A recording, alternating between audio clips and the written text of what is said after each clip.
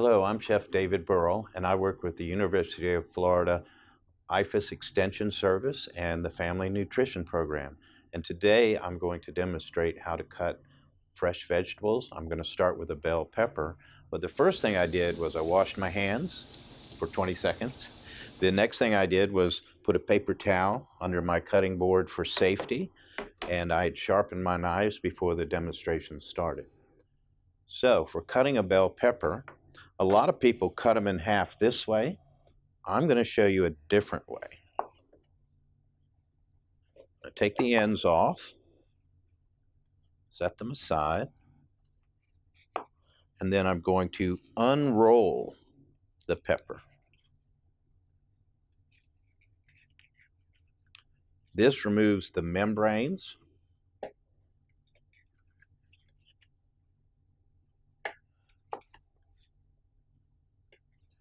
And I have most of the white membranes out of the pepper.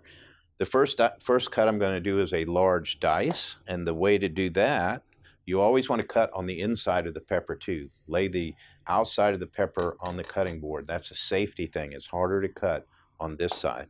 So for a large dice, I will go about 3/4 of an inch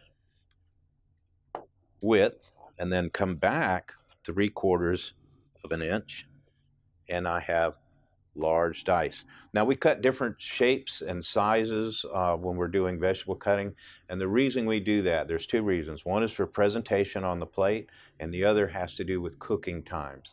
Of course, smaller things take less time, so if you're cutting vegetables into very small pieces, you want to add them at the end of the cooking process. If you're doing stews or something else, you may want larger vegetables so that they can cook longer with the product. The next one I'm going to do is a small dice. So I do about a 1/4 of an inch, and then come back 1/4 of an inch. And you can see how easy that cuts on that side of the pepper.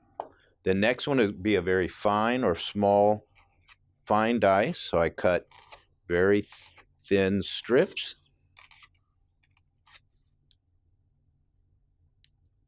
I turn them sideways, get them straight, and again, very thin strips. And I keep my fingers out of the way. On my left hand, I move it out of the way as I cut. And now I have a very fine or small dice.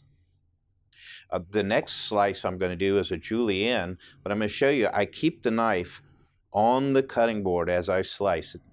Cutting is not a chopping motion. You have more control with your knives if you keep the tip of the knife on the cutting board and you're actually slicing through your product to get the julienne cut. And by leaving the blade on the table and slicing, I'm doing a couple things. I'm controlling the shape of what I'm cutting, and I'm also protecting the knife blade. Chopping down on the cutting board does not help your knives at all. You'll be sharpening them a lot if you do that. So now we have a large dice, medium dice, small dice, and a julienne.